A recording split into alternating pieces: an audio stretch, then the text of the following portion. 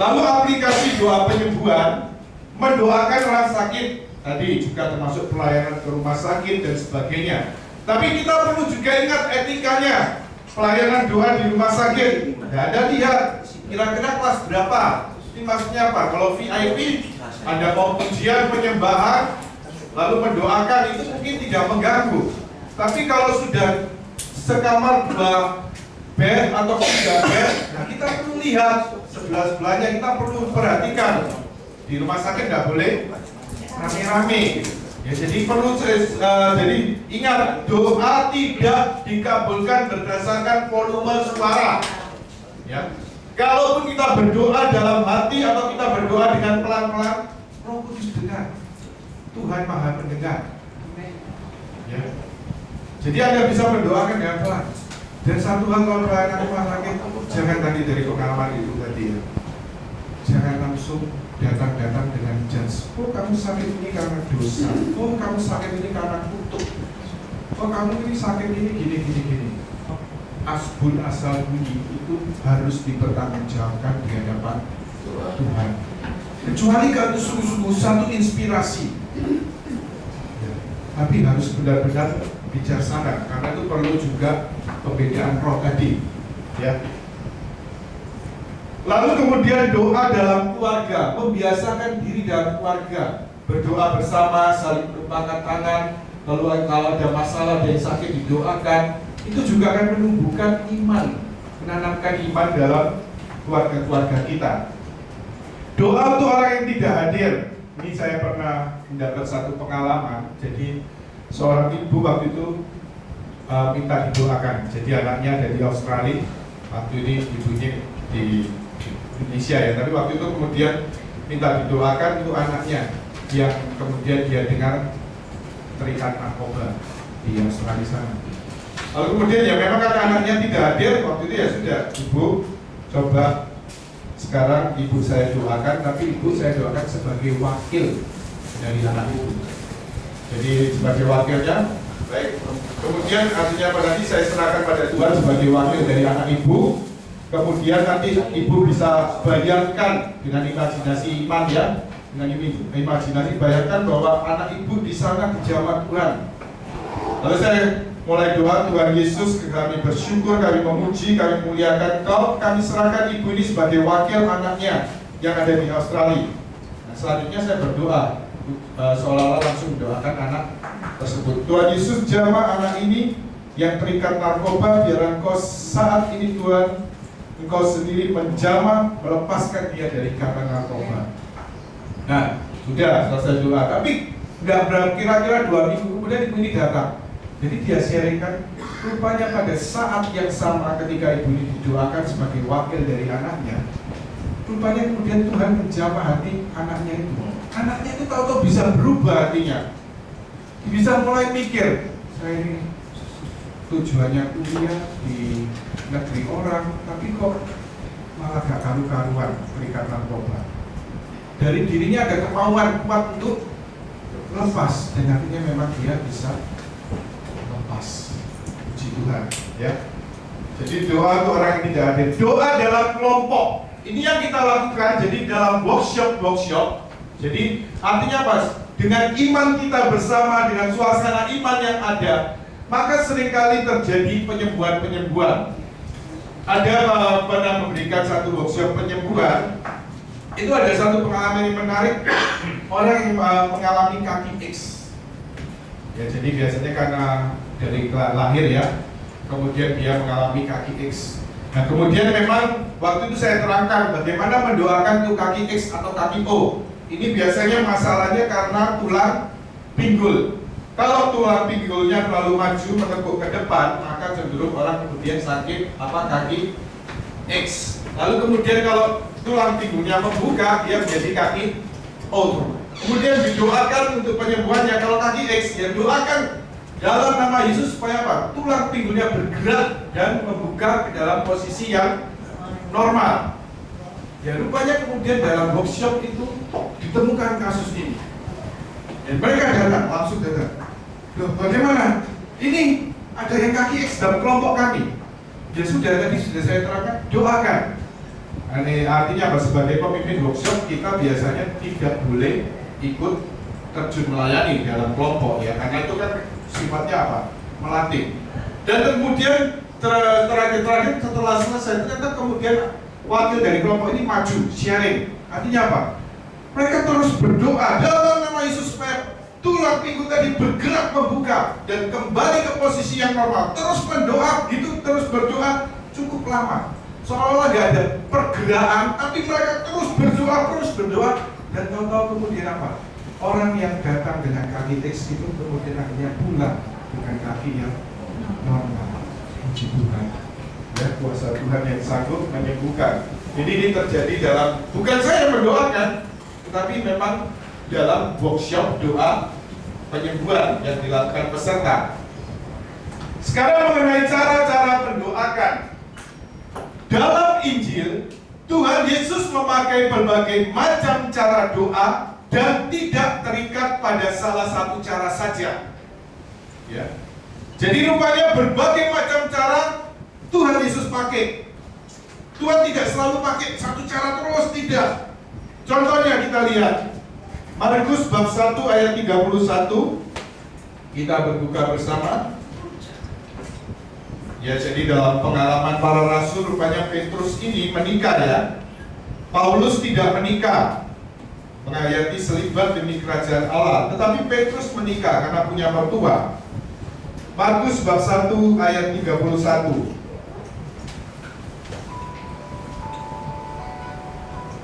Yesus menyembuhkan ibu mertua Petrus dan orang-orang lain. Mari kita baca bersama-sama Markus bab 1 ayat 31. Bersama-sama, ia pergi ke tempat perempuan itu dan sambil memegang tangannya, ia membangunkan dia, lalu lenyaplah demamnya. Kemudian perempuan itu melayani mereka. Ya, jadi bagaimana Yesus kemudian memegang tangan dari mertua Petrus, dan kemudian ibu mertua Petrus menjadi sembuh. Orang sakit kusta, seperti yang kita tadi bahas, bahwa ini bukan hanya penyembuhan fisik tapi juga penyembuhan batin. Markus bab 1 ayat 41. Bersama-sama. Maka tergeraklah hatinya oleh belas kasihan, lalu ia mengulurkan tangannya, menjamah orang itu dan berkata kepadanya, "Aku mau, jadilah engkau tahir." Jadi pada orang kusta ini Yesus mengulurkan tangan dan menjamah. Ya, jadi memegang orang kusta itu apa adanya, ya. Dan kemudian orang itu sembuh. Ya, ini persoalan praktis. Kadang-kadang bagaimana kalau kita mendoakan orang dengan penyakit menular? Bagaimana? Teknisnya artinya apa ya? Ada juga setelah melayani, kita kan tidak tahu, apalagi misalnya altar call, orang maju sakit, ini teknis saja ya. Ya kita harus siap, artinya apa? Ya cuci tangan dengan bersih. Jadi disediakan artinya apa? Ya bukan setiap kali habis doakan satu orang cuci tangan, habis orang beda ya. Tapi setelah kita juga mendoakan cuci tangan tadi. Ini hal-hal yang praktis, yang juga tiba-tiba teringat. Ya saya pernah mendoakan kadang-kadang secara manusiawi pasti takut.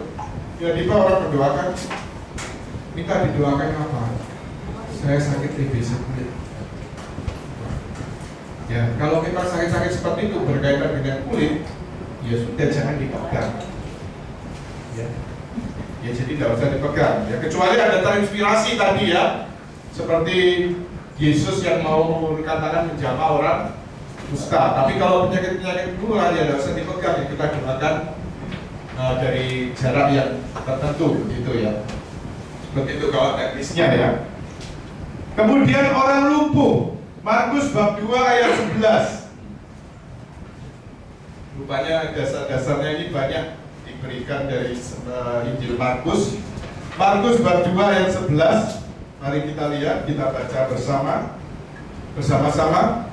Kepadamu kukatakan, bangunlah, angkatlah tempat tidurmu dan pulanglah ke rumahmu. Jadi memberikan perintah, doa perintah. Lalu kemudian orang tuli dan gagap Markus bab 7 ayat 33 sampai 34.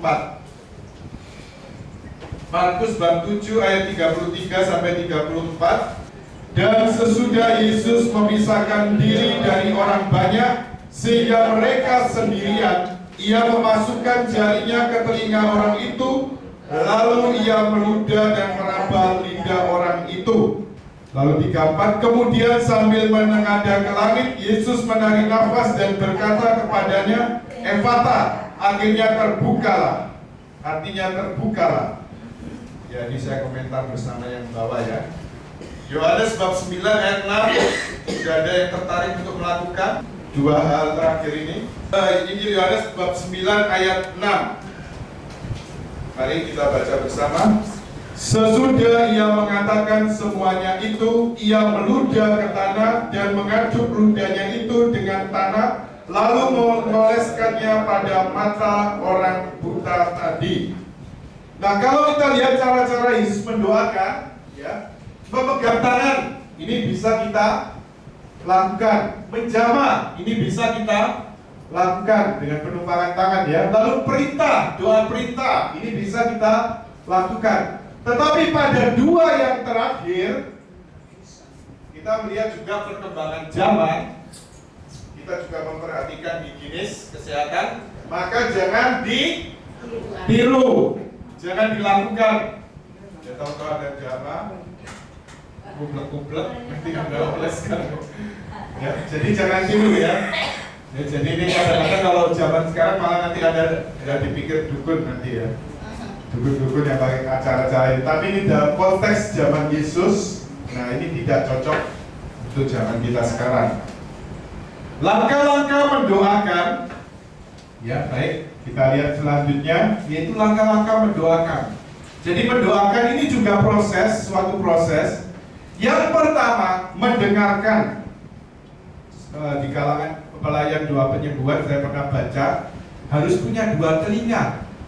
Satu telinga untuk mendengarkan orang yang didoakan, satu telinga lagi untuk mendengarkan Tuhan. Nah, kemudian kedua, diagnosa. Nah, ini berkaitan mendengarkan dan diagnosa, ini satu pengalaman yang artinya bagi saya itu satu pembelajaran, saya jadikan contoh untuk pengajaran-pengajaran. Satu ketika dalam satu altar call, ada seorang gadis maju minta didoakan. Waktu saya tanya, mau didoakan apa?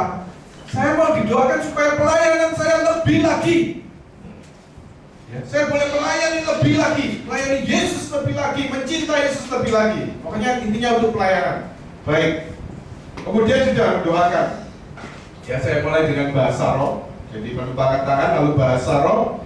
Nah, ketika kemudian sambil bahasa roh, saya doa, Tuhan, apa kehendakmu untuk gadis ini? Ya. Apa kehendakmu untuk gadis ini? Nah, tiba-tiba saya ini gak ada masalah ya, gak ada masalah. Kok tiba-tiba dada ini rasanya nyesek? Dadanya nyesek. Nah, saya tahu bahwa satu bentuk dorongan atau manifestasi dari karunia sabda pengetahuan itu juga bisa muncul secara fisik. Bisa muncul bentuk penglihatan, bisa muncul kata-kata, bisa muncul juga bentuk fisik. Nah, tapi kemudian apa? Ini yang salah ya sebenarnya. Saya mulai nasir-nasir. Kok tiba-tiba doakan gadis ini saya merasa nyesek. Sekarang dia ini butuhnya apa ya? Oh, mungkin dia punya beban berat. Orang beban berat kan bisa nyesek. Saya tanyakan, Anda punya beban berat enggak? Iya, geleng-geleng. Udah, saya doakan lagi, bahasa roh. Lalu saya mulai menyimpulkan lagi, apa nyeseknya ini karena dia punya dendam, punya sakit hati. Lalu saya tanya, punya sakit hati enggak? Kode-kode juga. Lalu saya doakan lagi terus, kok masanya tetap ya? Ya muncul seperti nyesek ini. Lalu kemudian saya katakan, akhirnya ini yang benar ya, cara mengeceknya bagaimana ini yang benar. Waktu selama mendoakan Anda, saya ini kok dada saya ini seperti nyesek ya. Kenapa ya? Apa artinya bagi Anda? Lalu dari sini jawab apa? Oh, saya punya sakit asma. Nah, berarti ini sabda pengetahuan dari bentuk muncul secara fisik tadi itu mau pernyataan Tuhan. Artinya apa? Untuk supaya saya mendoakan gadis ini untuk penyembuhan dari sakit asma. Awal mulanya kan dia minta untuk pelayanan. Ya sudah, dalam konteks ini kemudian saya mendoakan dia untuk penyembuhan dari sakit asma.